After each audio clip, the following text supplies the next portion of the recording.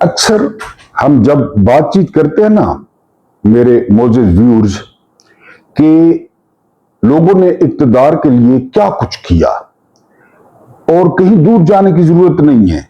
आप पाकिस्तान को देख लें कि 78 साल दौर में कोई असूल, कोई कानून फॉलो नहीं किया गया और लोगों ने इक़्तिदार के लिए सब कुछ कर डाला। लेकिन आज आपको एक ऐसी मुनफरिद कहानी सुनानी है कि जो कुरैशी मलका थी, लेकिन उसने ताकत और इक़्तिदार के लिए दाश्ता बनना कबूल किया, दाश्ता से रखेल बनना कबूल किया और दुनिया के दो नामी ग्रामी जर्नैलों की मत मार दी। ये नाम है क्लियोपेट्रा। क्लियोपेट्रा उर्दू में पढ़ते हैं। एक दिन आपके साथ वादा किया था कि इसकी लाइफ के बारे में आपको लाजमी बताऊंगा। आज संडे स्पेशल में आपको रोंगटे खड़े कर देने वाली इस मिस्री फिरौना, यानी इसको फिरौन के वजन पे फिरौना कहा जाता था, उसकी कहानी सुनाऊंगा। बिस्मिल्लाहिर्रहमानिर्रहीम। मेरा नाम महमूद नैवी है।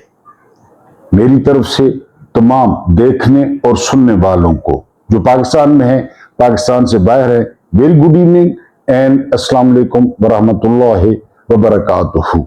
आज 16 अगस्त 2026 की तारीख है और दिन है इतवार का। और ये कहने की जरूरत नहीं है कि मैं अपने मोहतरम व्यूअर्स का दिल से मशकूर हूं, उनकी तवज्जो का मशकूर हूं और खासकर मेरे वेटरन्स जो हैं, मेरे पैट्रन्स हैं, जो मेरे सरप्रस्त हैं, जो इस चैनल को सपोर्ट करते हैं हर लिहाज से। कोई फाइनेंशियली सपोर्ट करता है, कोई लाइक करता है, कोई शेयर करता है, कोई वीडियोस को टुकड़ों में बांटता है। और मैंने हमेशा कहा है कि मेरी वीडियो वो पब्लिक प्रॉपर्टी है, आप इसको जहां मर्जी इस्तेमाल करें। मेरी तरफ से कभी आपको न कॉपीराइट आएगा, कुछ भी नहीं आएगा। हाँ, ये अलहदा है कि अगर आप में इतना दिल गुर्दा है तो आपने इस वीडियो के साथ जो कुछ करना है करें। मेरी ख्वाहिश ये है कि जो लोग फेसबुक पे हैं, फेसबुक चूंकि बड़ा प्लेटफॉर्म है, तो उस पे अगर कोई 100-150 बंदा हिम्मत करे इसको शेयर करने की, तो लाजमी जो है वो शेयर करे। तो चैनल को सपोर्ट करने का बहुत शुक्रिया, अपने बुजुर्गों का बहुत शुक्रिया। कहानी आपके सामने रखने जा रहा हूं क्लियोपेट्रा। अगर आपने शुरू से एंड तक आप साथ रहे तो आप इसको बड़ा इंजॉय करेंगे। कहानी शुरू करते हैं। तारीख आलम की, यानी दुनिया की तारीख की गैर मामूली औरतों में से एक, वादी नील की साहरा जादूगरनी बतली मूसी खानदान से ताल्लुक रखने वाली आखिरी मिस्री फिरौना, जिसका मलकूती हुस्न व जमाल अफसानवी शोहरत का हामिल है। अजीम सल्तनत रोमा की दो ताकतवर तरीन जर्नैल उसके शबाब की शादाबी के साथ मुरझा कर रह गए, वरना रक्स इस हसीना की कमजोरी थी। और इसने शुरू किया था कि रक्स की एक किस्म होती है जब आपके जिस्म पर कोई कपड़ा न हो, ये इसको बहुत पसंद था। जिन औरतों ने अपनी खूबसूरती, दिलकशी, दिलरुबाई और तरगीब जिनसी के बलबूते पर दुनिया को तहबाला करने की भरपूर कोशिश की, उनकी मुख्तसर से मुख्तसर फहरिस्त भी क्लियोपेट्रा का नाम शामिल किए बगैर मुकम्मल नहीं कहला सकती। इसका बेमिसाल हुस्न आज बेशुमार कहानियों, अफसानों और दास्तानों का हिस्सा बनकर रह गया है। मेरा ख्याल है जितनी फिल्में इस औरत के नाम पर बनी हैं, आम फिल्मों से लेकर ब्लू फिल्मों तक शायद ही किसी पर बनी हो। लेकिन तारीखी तफसीलात से अंदाजा होता है कि ये कताल आलम और दुश्मन ईमान हसीन ही नहीं, ज़हीन और शातिर भी थी। मौका परस्ती और जाती मफाद उसे हर चीज से अजीज था। दो तीन ऐसी चीजों की मालिक थी जिन्हें सलीके से इस्तेमाल किया जाए तो दुनिया के धारे को अपनी मर्जी के मुताबिक मोड़ा जा सकता है। मिस्र की बेपनाह दौलत उसके कदमों में पड़ी रहती थी। जहानत, मामला फहमी और इंसान शनासी में वो अपने अहद की लासानी औरत थी और शख्सियत ऐसी दिल फरेब कि एक नजर देखने वाला अपनी आंखों की सलामती की दुआएं किया करता। दौलत, हुस्न और जहानत, ये तीनों हथियार उसने निहायत एयारी और मकारी से इस्तेमाल किए। उसकी महबूबी और संगदिली ने अपनों को भी अगली दुनिया में पहुंचाया और गैरों को भी गुलाम बनाया। अगर वो अपनी मंसूबा बंदी में कामयाब हो जाती तो शायद दुनिया का नक्शा मुख्तलिफ होता। ये फितना परवर औरत 69 कबल मसीह में बतली मूस खानदान में पैदा हुई। इस खानदान के हवाले से काशिफ जुबैर साहब लिखते हैं, मिस्र का आखिरी और 30वां हुक्मरान खानदान दरअसल खालिस यूरोपी था। सिकंदर आजम के एक लायक जर्नैल बतली मूस ने मिस्र को फतह किया था। लिहाजा सिकंदर के मरने के बाद उसने मौके से फायदा उठाकर मिस्र पर कब्जा कर लिया। बज़ाहिर उसने खुद को गवर्नर करार दिया, लेकिन जल्द ही बादशाहत का लिबादा ओढ़ लिया और खुद को मिस्र का शाह या शाह मिस्र कहने लगा। यूं बतली मूसी खानवादे की बुनियाद पड़ी। इस खानदान के इब्तिदाई हुक्मरानों ने आली हिम्मती और बेदार मगजी का सबूत दिया।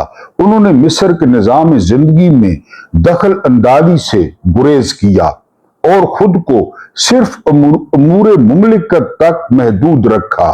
गोया सेकुलर तर्ज हुक्मरानी अपनाई। अवाम और पुजारियों को हुक्मरानों के मजहब से कोई दिलचस्पी नहीं थी। उनके इत्मीनान के लिए यही काफी था कि हुक्मरान उनके मजहब और रस्मों रिवाज पर किसी किस्म की पाबंदी नहीं लगाते। फिर पुजारियों और अवाम को खुश करने के लिए बतलमूसी हुक्मरान कभी कभी किसी खास मजहबी तकरीब में शिरकत कर लिया करते थे। यूनानी होने की वजह से बतलमूसी इल्म अदब के शहदाई थे। बतलमूस अव्वल ने सिकंदरिया को अपना दारुल खिलाफा बनाया। सिकंदर आजम के नाम से मौसूम ये शहर मिस्र के शुमाल मगरबी हिस्से में दरिया नील के डेल्टा से 200 मील के फासले पर बहरा रोम के किनारे आबाद था। मिस्र में ये शायद वाहिद शहर था, बड़ा शहर था जो दरिया नील के किनारे आबाद नहीं था। एक मसरूफ बहरी रास्ते पर वाक़ होने की वजह से ये जल्द ही बैनुल-अक़वामी तिजारत का मरकज बन गया। अफ्रीका और अरब ममालिक से आने वाला सामान तिजारत इसकी बंदरगाह के रास्ते यूरोप तक जाता था और यूरोप से आने वाला सामान यहां से बजरिया खुश्की या बहरा कुलजुम के रास्ते मशरकी ममालिक को रवाना किया जाता था। इन तजारती सरगर्मियों ने दौलत के हसूल को मुमकिन बनाया और जब खुशहाली आई तो ऐशो इशरत, जाह परस्ती, इक्तदार की हवस और बाहमी कत्लो गारत को भी फरोग मिला, जो बाद में इस खानदान के हुक्मरानों की दरबारी जिंदगी की अहम खुसूसियत रही। मिस्र के इक्तदार पर काबिज होने के बाद जल्द ही बदमस्त यूनानी अपनी असल शक्ल में खुलकर सामने आए और उन्होंने स्याहकारी और अय्याशी की ऐसी ऐसी दास्तान रकम की कि रूमियों की बेहयाई के किस्से मांद पड़ने लग गए। डॉन बी सोदा के मुताबिक क्लियोपेट्रा हफ्तम ने अपने ही 10 साल भाई बतलीमूस के साथ 51 कबल मसीह में मिस्र की हुकूमत हासिल की जब उसका बाप चल बसा। दोनों बहन भाई मियां बीवी बन गए, बराबर शरीक बन गए और मुमलिकत का इंतजाम संभालने की कोशिश करने लगे। लेकिन 3 साल के अंदर अंदर ही बदतमीज और बदजुबान क्लियोपेट्रा ने अपने कमसिन खावंद के मुशीरों और मुहाफिजों को इस कदर नाराज कर दिया कि वो उसे कत्ल का सोचने लगे। अपने गिर्द घेरा तंग होते देखा तो क्लियोपेट्रा शाम की तरफ भाग गई। याद रहे कि खून के रिश्तों से अज़दवाजी ताल्लुक कायम करना मिस्री रवायात का हिस्सा था, लेकिन बतलमूस खानदान के अफराद ने यूनानी होने के बावजूद इक्तदार की हवस में इस कबीर रस्म को अपना लिया था। इसी बात क्लियोपेट्रा ने अपने 10 साल कमसिन भाई को शोहर बना लिया था, जो मुकम्मल तौर पर अपने मुशीरों के रहमो करम पर था और खुद शाही पोशाक पहनने के भी काबिल नहीं था, वो भी उसे मुशीर पहनाते थे। शाम जाकर क्लियोपेट्रा ने अपनी दिलकश शख्सियत और दौलत के लालच की बुनियाद पर एक माकूल फौज तैयार की और बतलमूस की सरकोबी के लिए मिस्र का रुख किया। वो भी अपने हामियों और फौज के साथ मैदान में उतरा। ये जगह मौजूदा पोर्ट सईद के करीब है, जहां उस दौर में एक वसीओ अरीज मैदान में पेलुशम का किला और साथ ही कदीम बंदरगाह थी।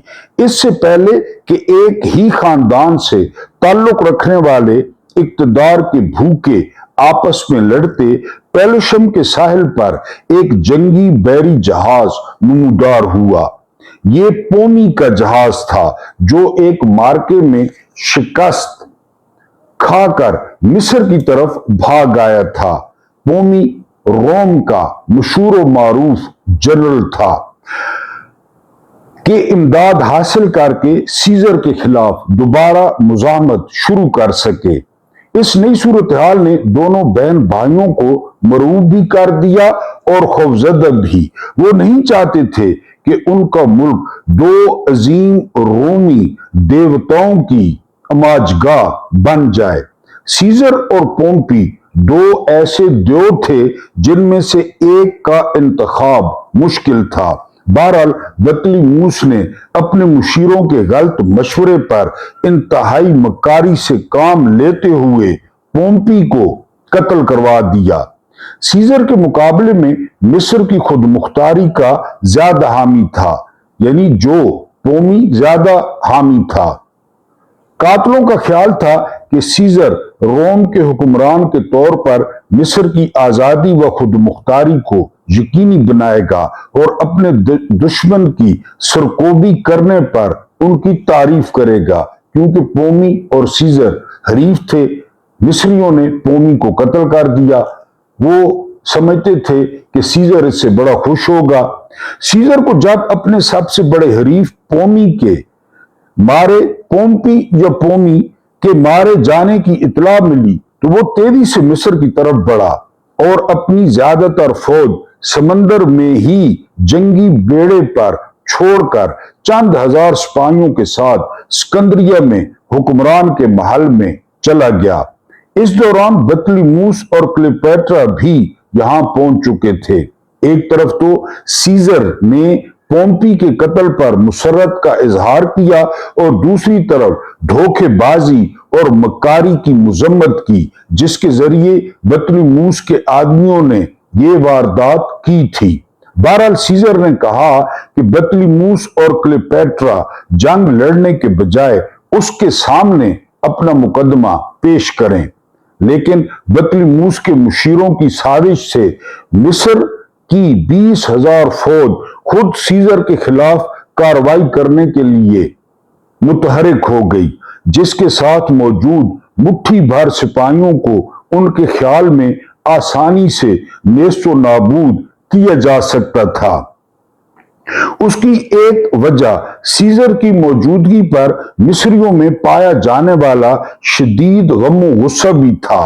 वो एक रूमी को अपने हुक्मरान के महल में अय्याशियां करते देखकर ये समझने पर मजबूर हो गए थे कि एक रूमी के मिस्र खुद मुख्तारी के बजाय गुलामी की तरफ बढ़ रहा है। सीजर ने नई सूरत हाल में बतलीमूस और उसके बाद अहम मुशीरों को अपने आदमियों की निगरानी में दे दिया और पूरी तरह मुतमिन हो गया कि अब मिस्री उसका कुछ नहीं बिगाड़ सकेंगे। मिस्र के हुक्मरान की कोशिश थी कि वो सीजर को अपनी सफाई और बेगुनाही का कायल करके उसकी मदद हासिल करे। खुद सीजर भी उसे महल से कुछ दूर मौजूद मिस्री फौज की तैनाती का जिम्मेदार नहीं समझता था, लिहाजा हालात उसके हक में तब्दील होते नजर आ रहे थे। दूसरी तरफ क्लियोपेट्रा भी इन तमाम मामलात से आगाह थी। एक तो उसकी फौज बतलीमूस के मुकाबले में ज्यादा तरबियत याफ्ता न थी और दूसरे वक्त बहुत कम था। बतलीमूस उसकी इतलात के मुताबिक सीजर को अपने हक में तेजी से हमवार कर रहा था। वो जितनी ताखीर करती खुद उसके लिए नुकसानदेह साबित होती। इस नाजुक वक्त में कामयाबी की कलीद इसी में थी कि वो जूलियस सीजर को अपनी हमायत पर आमादा कर ले। उसे अपने हुस्न शबाब की कुव्वते तस्खीर पर मुकम्मल भरोसा था और वो चाहती थी कि एक दिलकश औरत वो काम बड़ी आसानी से कर सकती है जो कई तबाहकुन लश्कर भी अंजाम नहीं दे सकते। लेकिन महल तक जाना आग के दरिया से गुजरने के बराबर था। मिस्री फौजें एक दरिया की तरह फैली हुई थी और उनसे गुजरना मौत को दावत देने के बराबर था। फिर किसी तरह वो महल तक चली भी जाती तो वहां कोई भी उसे जूलियस सीजर तक पहुंचने से पहले ही पहचान कर मौत के हवाले कर सकता था। कोई राह न पाकर क्लियोपेट्रा ने एक अजीबो गरीब फैसला किया और फिर जो मशहूर वाकया पेश आया, दास्तान गो उसे इन अल्फाज में बयान करते हैं। जमीन पर हसीन और दबीज कालीन बिछा था जिसके एक सिरे पर खूबसूरत और नाजुक सी औरत लेटी थी। उस वक्त कमरे में सवाए एक ताकतवर और लंबे तड़ंगे गुलाम के कोई नहीं था। उसका स्याह जिस्म चमक रहा था और रग रग से जैसे तवानाई उबल पड़ रही थी। वो गुलामों की उस वफादार नस्ल से था जो अपने आकाओं के हुक्म की बेदरेग तामील करते हैं, मगर इस वक्त उसकी मलका ने उसे जो हुक्म दिया था उसे सुनकर वो परेशान से ज्यादा हैरान हो गया था। तुमने सुना नहीं? औरत की बारोब आवाज गूंजी। मलका आलम गुलाम ने तमाम तर हिम्मत को इकट्ठा करके कहा, गुलाम इस हुक्म की वजह समझने से कासिर है। तुम्हारी ये जुर्रत? औरत गजबनाक होकर उठी तो गुलाम थरा कर उसके सामने मुंह के बल गिर गया। मलका आलम, आपको गुलाम की जिंदगी पर अख्तियार है, लेकिन जो हुक्म आपने दिया है मैं उसकी तामील करूंगा तो खुद आपकी जिंदगी खतरे में पड़ जाएगी। तुम्हारा काम हुक्म की तामील है। न जाने क्यों औरत का गुस्सा किसी कदर सर्द हो गया था, वरना इस किस्म की गुस्ताखी करने वाले ज्यादा देर जिंदा नहीं रहते थे। वो दोबारा कालीन पर लेट गई। हमें इसमें लपेट दो। इस दफा गुलाम हुक्म की तामील के लिए आगे बढ़ा। वो जानता था कि उसकी अपनी जिंदगी का इन्हिसार इस पर है कि इस औरत को मतलूबा मकाम तक बाहिफाजत पहुंचा दे। उसने नरमी से कालीन लपेटना शुरू कर दिया जिसके अंदर उसकी नरमो नाजुक मलका थी, लेकिन उसका हौसला सख्ती में संगलाख पहाड़ों को भी शर्माता था। गुलाम ने कालीन लपेटकर रुमाल बना लिया था और अब बाहर से देखकर यह कहना मुश्किल था कि उसके अंदर कोई मौजूद है। वैसे भी औरत मुख्तसर जसामत की हामिल थी। कुछ ही देर बाद वो औरत और उसका जानिसार गुलाम एक छोटी कश्ती में थे।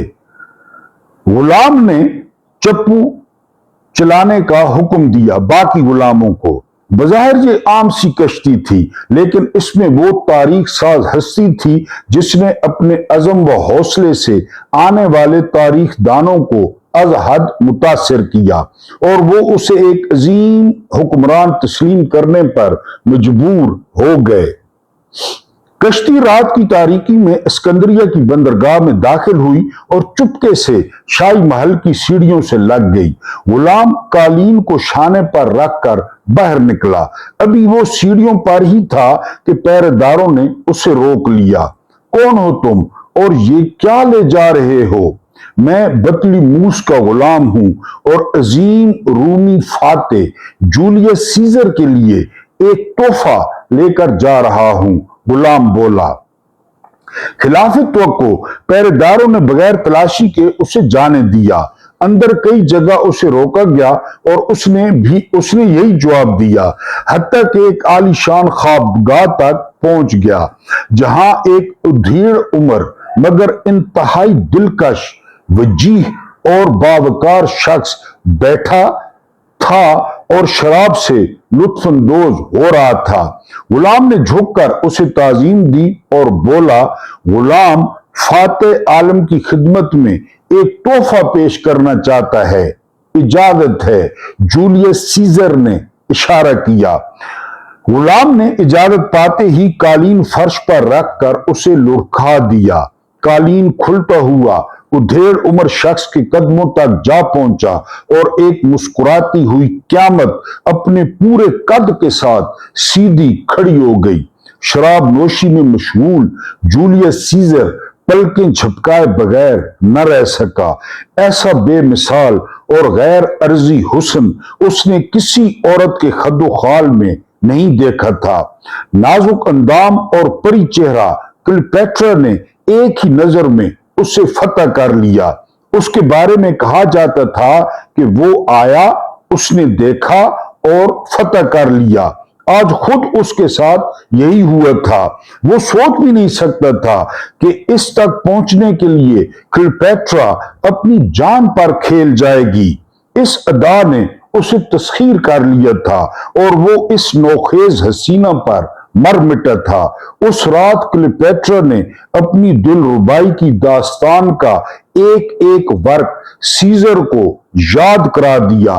दोनों एक दूसरे में खो गए और फैसला क्लियोपेट्रा के हक में हो गया। यूरोपीय मुर्रिखीन लिखते हैं कि जहां दीदा और औरतबाज जूलियस सीजर एक कमसिन दोशीजा के हुस्न के हाथों शिकस्त खा गया, जो हुकूमत की हवस में अपना जिस्म उसे खुद पेश करने चली आई थी और इक्तदार की खातिर किसी भी हद तक जाने को तैयार थी।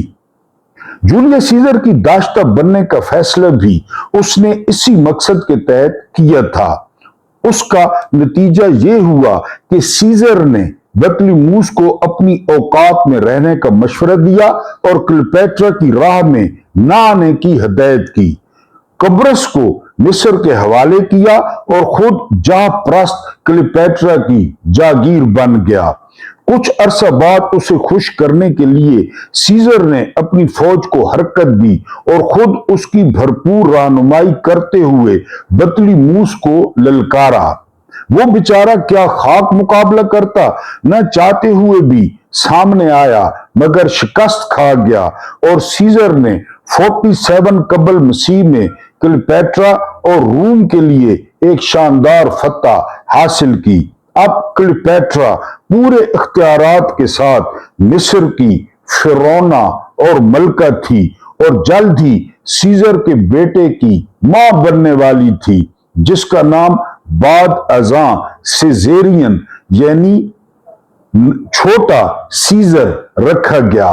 रवायत के मुताबिक क्लियोपेट्रा ने अपने 11 साल भाई बतलीमूस से शादी कर ली थी, लेकिन बदस्तूर उसके जिनसी तल्लुकात का महवर जूलियस सीजर ही था, जो बेटे की विलादत के बाद रोम जा पहुंचा था और उन ताकतवर मिस्री वजीरों, मुशीरों और क्लियोपेट्रा के अपने खानदान के बाज अफराद को मौत के घाट उतारना चाहता था, जो जंग के दौरान रोमियो ने गिरफ्तार किए थे।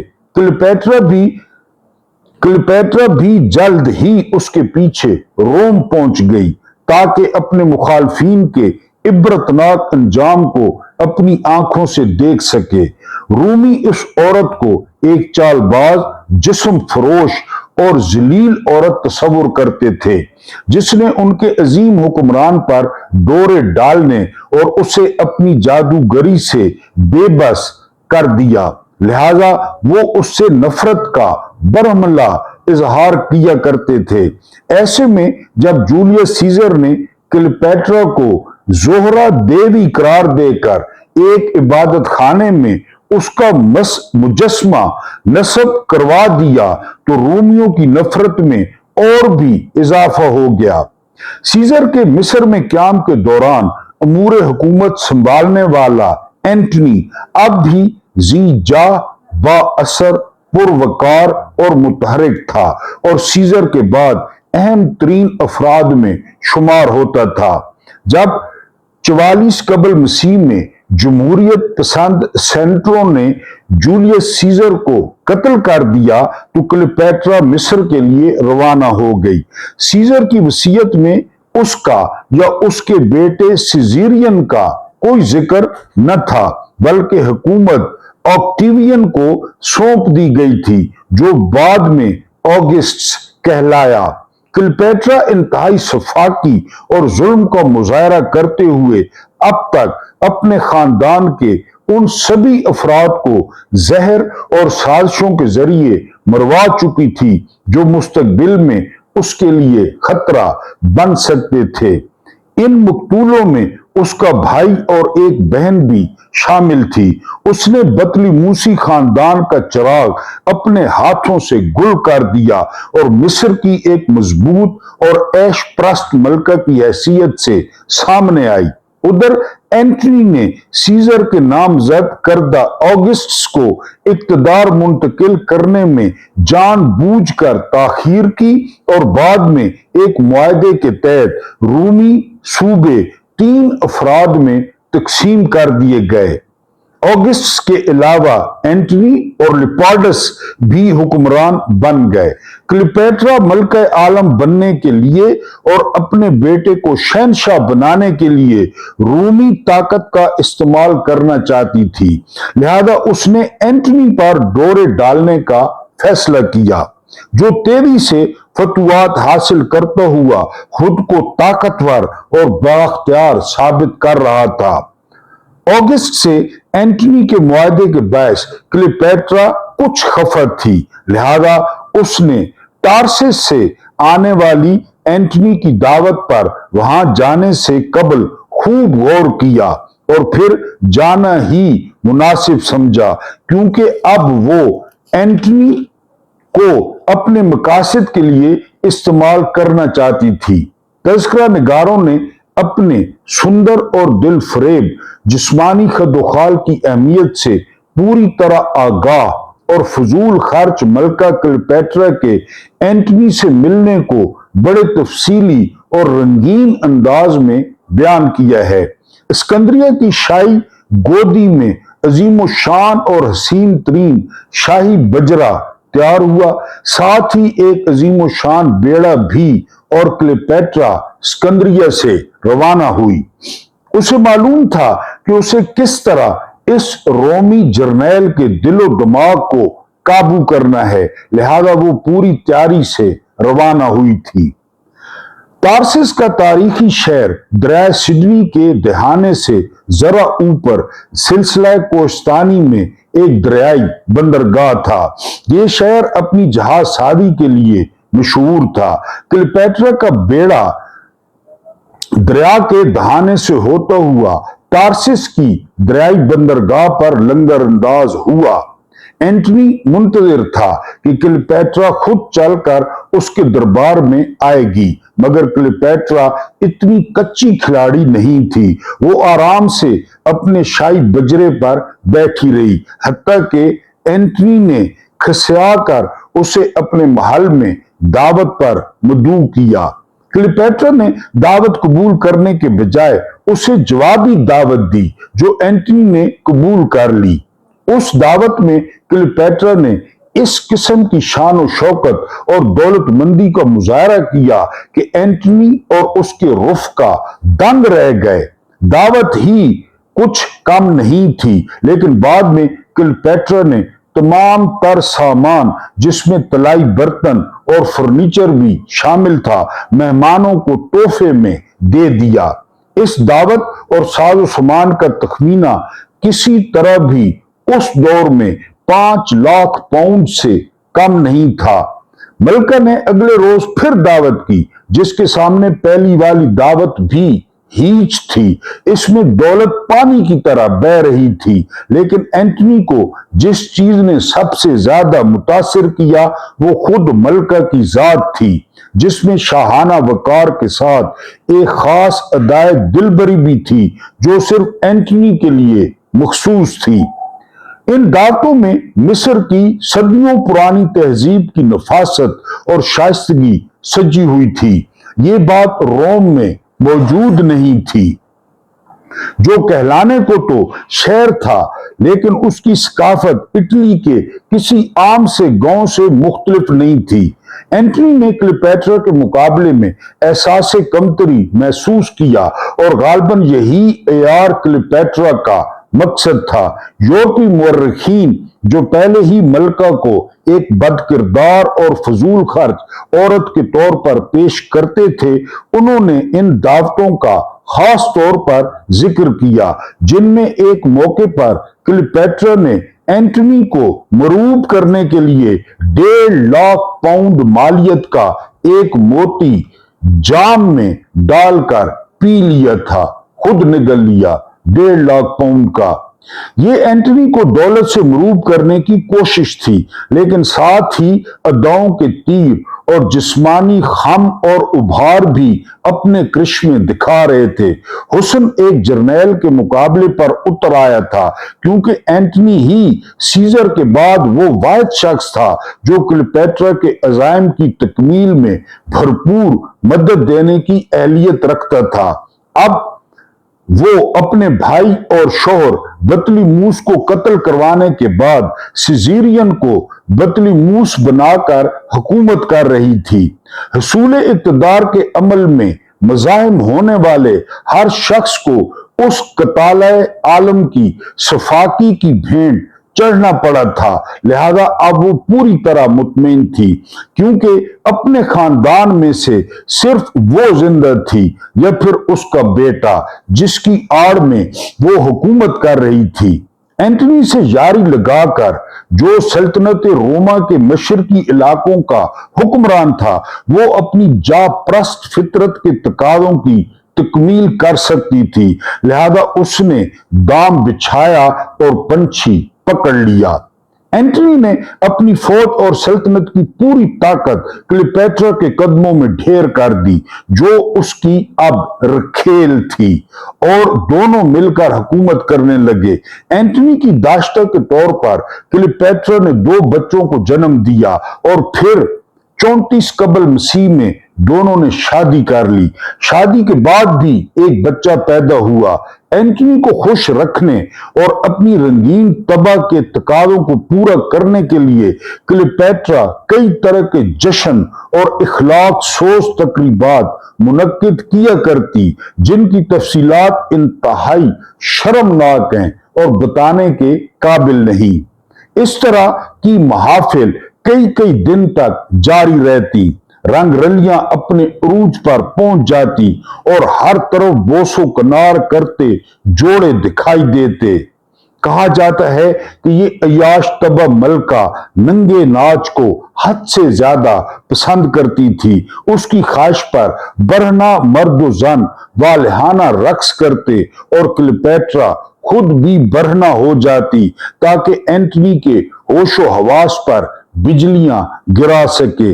उस बदकार जोड़े के सामने महल के हर कोने में सरेआम जिनसी सरगर्मियां जारी रहती, और दोनों इस तरह के फाश मनादिर से पूरी तरह लुत्फानंदोज होते।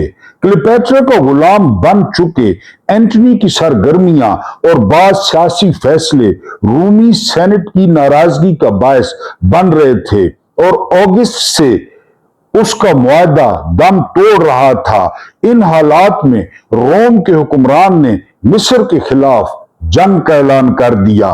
खूनी मारका आराइयों के बाद हालात ने अगस्त को फातेह करार दिया और एंटनी की अफवाज बर्बाद होकर रह गई।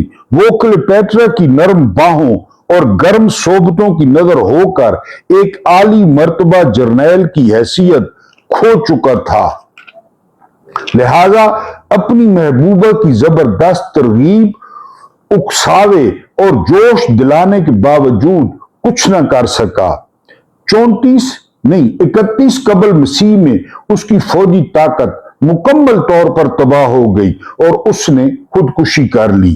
अब क्लियोपेट्रा अगस्त के इंतकाम के सामने बिल्कुल बेयारो मददगार थी। हमला आवर रूमी हुक्मरान ने उसे गिरफ्तार कर लिया ताकि माले गनीमत और जंगी कैदियों के साथ रोम ले जा सके। वो चाहता था कि उसे नंगा करके रोम की गलियों में घसीटे और एक ताकतवर सल्तनत के वजूद से खेलने की इबरतनाक सजा देकर रोमियों के सीने ठंडे कर दे। उसने अपनी इस खूबसूरत कैदी की सख्त निगरानी शुरू कर दी, लेकिन किसी न किसी तरह क्लियोपेट्रा को मालूम हो गया कि रोम में उसके साथ क्या सलूक किया जाएगा।